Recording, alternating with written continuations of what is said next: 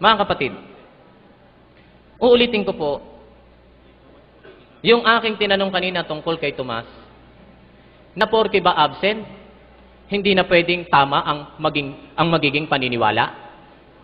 Abay, kinument pa nga ni Kristo na kahit absent siya, ganun ang paniniwala niya eh. At mas kinokomment niya nga yung mga absent, pero naniniwala? Okay? Babasahin po natin. Ang sabi po dito, mas mabigat nga eh. Nawala, kahit wala, abay, may ganong paniniwala. Eto po, ang sabi ng talata. Sumagot si Tomas, Panginoon ko at Diyos ko.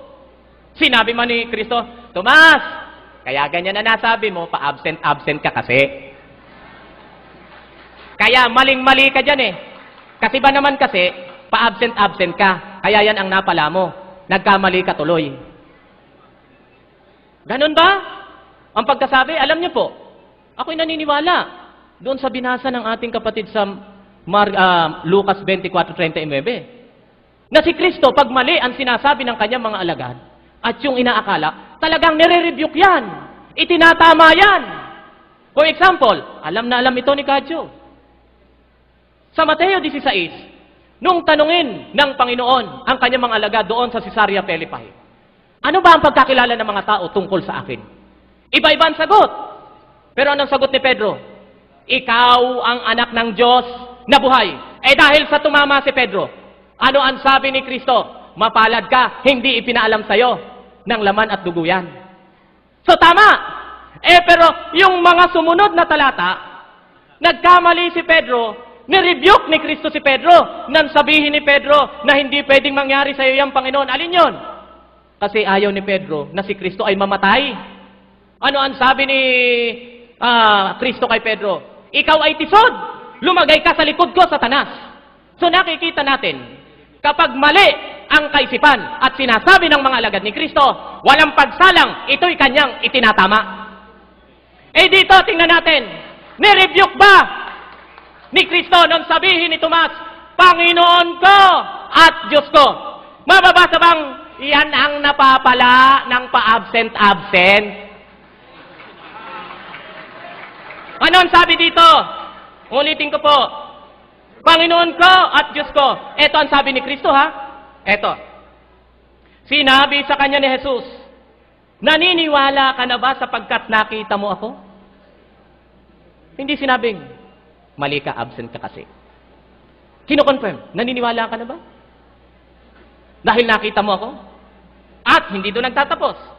Mapapalad ang mga naniniwala kahit hindi nila ako nakikita. Kahit absent pa, basta tama yung paniniwala, ang sabi ni Kristo, mapalad! Dito, tingnan nyo. Kung ulitin ko, wala kahit konting rebuke o pagtatama ang Panginoon sa nasambit ni Tomas na ano?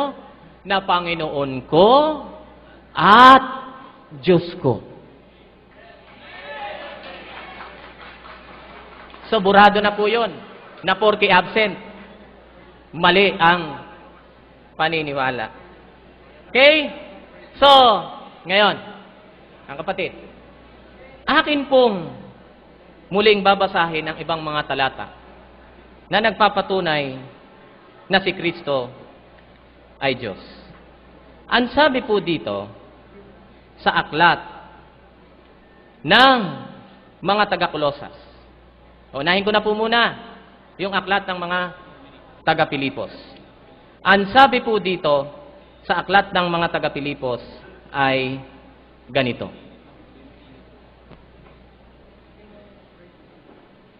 Magpakababa kayo tulad ni Kristo Jesus.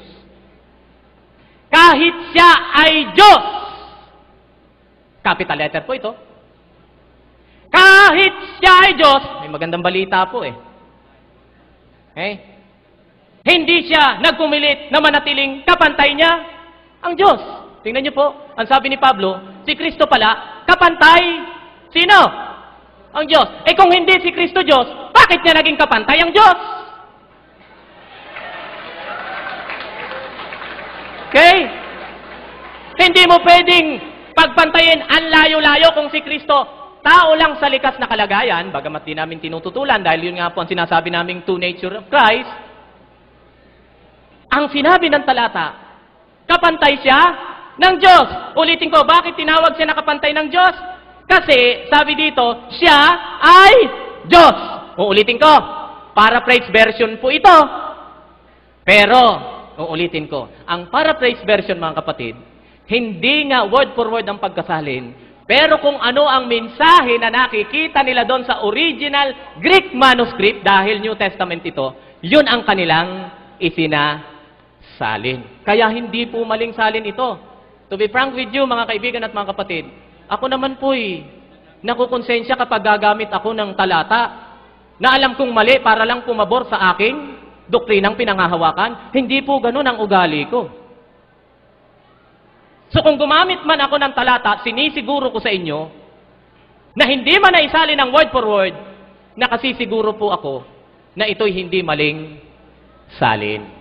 Dahil kung gugustuhin ko lang gumamit ng maling salin ay di gagamitin ko na sa inyo ang 1 John 5:7 na maliwanag na sinasabi doon that there are three witness in heaven, the Father, the Son, and the Holy Ghost, and these three are one. Biro nyo? Yung talatang yun sa King James Version, pabor na pabor sa amin yun. Biro mo, three are one? Kaya lang, di ko po ginagamit yun Alam niyo kung bakit?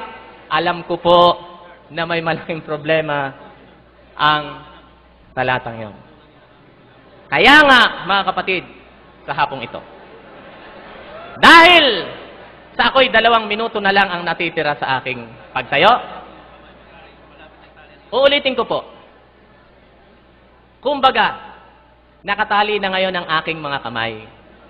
Gustuhin ko mang sumagot, hindi ko na magagawa dahil wala na akong panahon para sagutin ang kanyang mga sasabihin. Pero eto po ang aking sinisiguro. Magpahanggang sa ngayon, ay wala siyang naitumba sa aking pagpapatunay na si Kristo ay Diyos. Ulitin ko po, hindi niya kailangang patunayan sa akin na ang Diyos ay Ama dahil yun din ang aming paniniwala. Hindi niya kailangang patunayan sa amin na si Kristo ay tao dahil hindi pa nga po kayo na itatatag bilang samahan. Yun ang paniniwala ng Seventh-day Adventist. Kaya wala kaming pagtatalo doon. Ang dapat niyang tutulan ay kahit isang talata, basahin niya sa akin na sinabi ng kahit sinong apostol, maging si Kristo o yung Ama, na si Kristo ay hindi tunay na Diyos. Yun ang dapat na mapatunayan. Time na po. Okay na? Okay na po. Alright. Brother John, Sige. start the clock.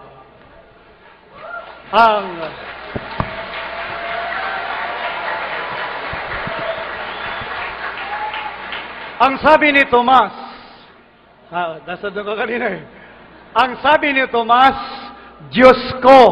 Di ba? Panginoong ko't Diyos ko, yun po ang sabi nito. Sinabi ba ni Tomas, tunay na Diyos ka?